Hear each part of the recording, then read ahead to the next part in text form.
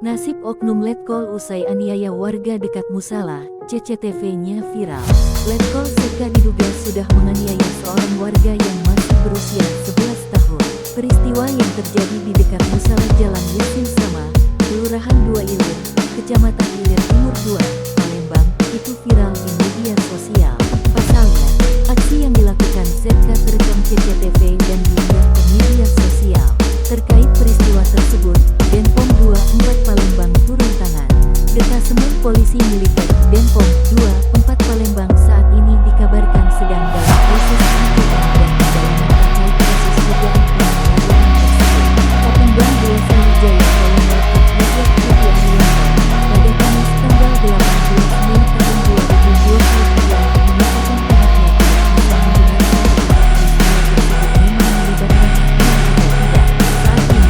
Denpom 24 Palembang masih dalam proses pendalaman.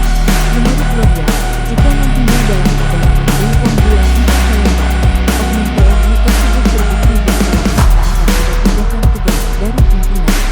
Sopan Diono 40 ayah korban menceritakan penganiayaan tersebut terjadi saat waktu maghrib di kawasan musola tempat tinggalnya. Awalnya, keributan dipicu karena perselisihan anak tua dan anak ZK. Setelah kejadian itu anak pelaku langsung pulang dan mengadukan hal tersebut kepada orang tuanya. Mendapat pengaduan dari anaknya, Letkol ZK langsung mendatangi musola tempat korban berada. Menurut Tri, dari keterangan sang anak, terduga pelaku datang ke musola dalam kondisi marah dan meluapkannya kepada korban. Tri mengatakan saat itu kondisi sekitar sedang ramai sehingga terduga pelaku tidak jadi memukul korban.